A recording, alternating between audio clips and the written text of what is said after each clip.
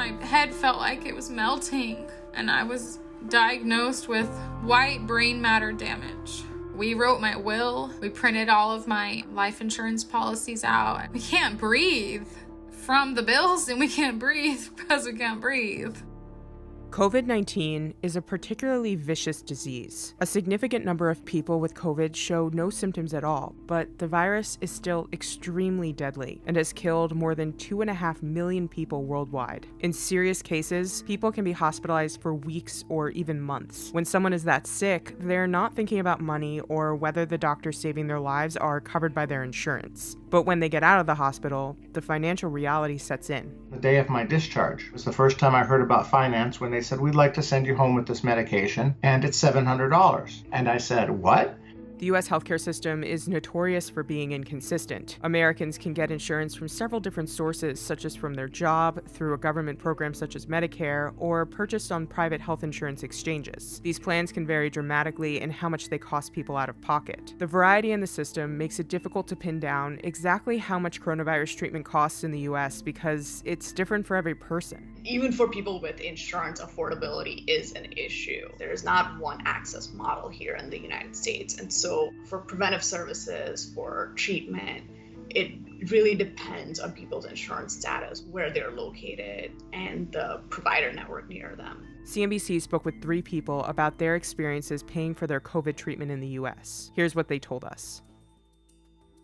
Since the U.S. healthcare system is so inconsistent, it's difficult to collect exact data on treatment costs. But researchers have gotten creative in order to estimate how much patients with private insurance might be paying for coronavirus treatment. Researchers at the Kaiser Family Foundation examined the average cost of treatment for patients hospitalized with pneumonia, and they used that data to estimate how much a person with employer-provided insurance might pay for COVID treatment in a hospital. When people get pneumonia and are hospitalized, they had to pay about $1,500 out of pocket previously. This doesn't include amounts that they might have been separately billed by their hospital or provider in addition. So like surprise bills aren't included. So we can expect that people will have to pay about that much, about $1,500 for a hospitalization for COVID treatment.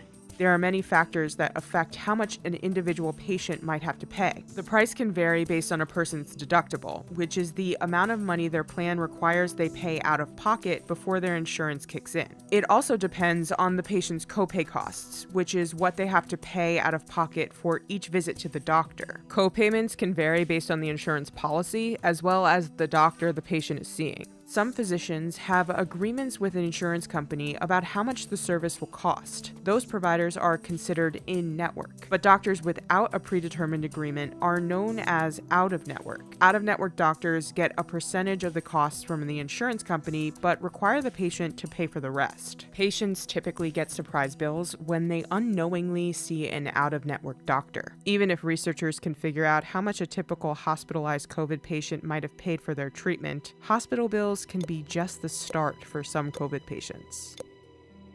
Some people who come down with coronavirus end up with long-lasting symptoms. We're really seeing a number of reports of people who report long-term fatigue, difficulties with cognition, with cardiorespiratory fitness. I think what we're going to find out is that a large portion of that is likely to relate to the significant cellular level damage that this virus can cause. This condition is frequently referred to as post-COVID-19 syndrome. People affected by it tend to refer to themselves as COVID long haulers. Miranda Erlandson and Christina Garcia have suffered symptoms of COVID-19 since they first got sick. It's left them with thousands in medical bills. I have one bill alone that is $15,000.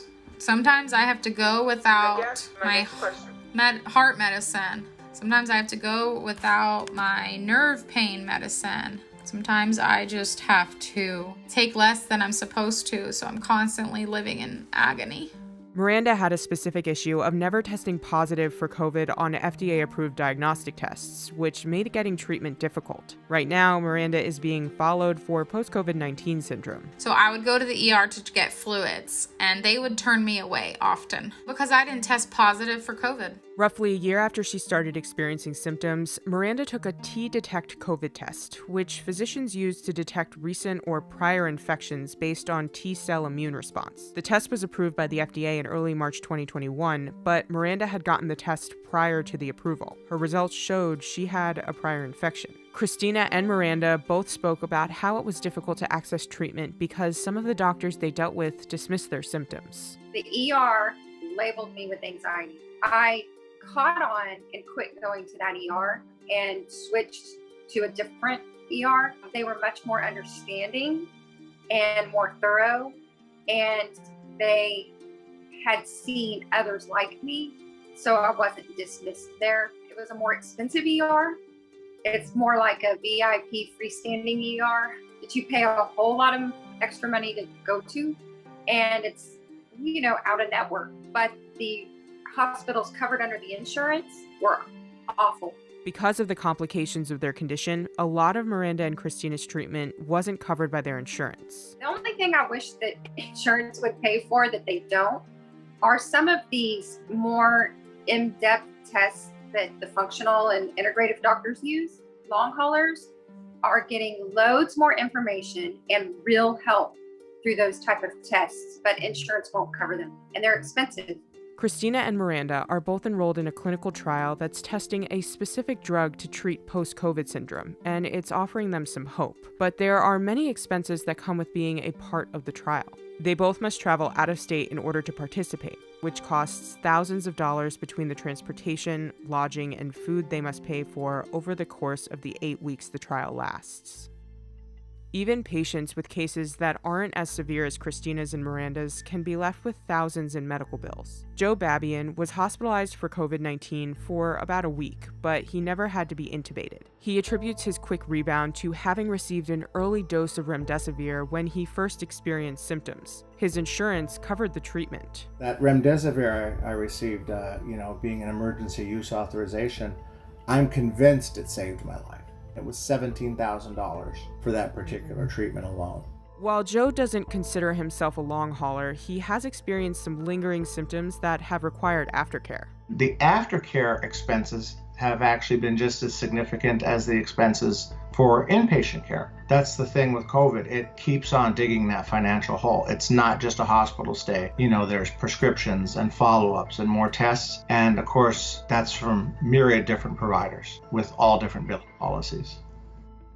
The CARES Act, which passed in March 2020, mandated that insurance companies pay for FDA-approved COVID diagnostic tests. However, these government protections did not extend to coverage of coronavirus treatment, but there are some government resources for certain Americans who qualify. A program implemented by the CARES Act gives uninsured Americans the opportunity to have their treatment covered by the government. When Congress passed the CARES Act, they created a fund which is called the Provider Relief Fund. The Provider Relief Fund tried to give monies to hospitals and physicians when health spending was pretty low. Physicians and hospitals who do get money from the Provider Relief Fund are required to make sure that they're not billing uninsured people and covering those costs. Expenses can be billed to the Provider Relief Fund.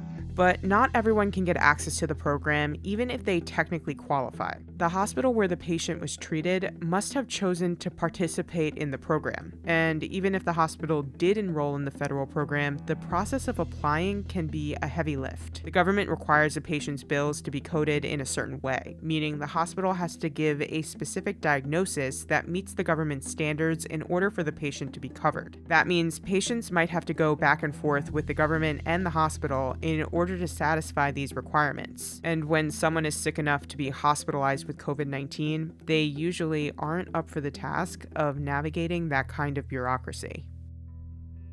Reforming the U.S. healthcare system has been a political football for decades. But in December 2020, Congress passed a law called the No Surprises Act. The legislation requires insurance companies treat out-of-network services as if they were in-network when calculating how much a patient must pay out of pocket. Congress is requiring that the hospital or physicians work with the insurance company directly and hold the patients harmless. So people will not get the surprise bills, and the insurance company and the hospital will have to negotiate outside what the appropriate payment amount is. The law, however, doesn't take effect until 2022. The impact of COVID will likely linger in the healthcare system for years to come, which means Americans may be in this for the long haul.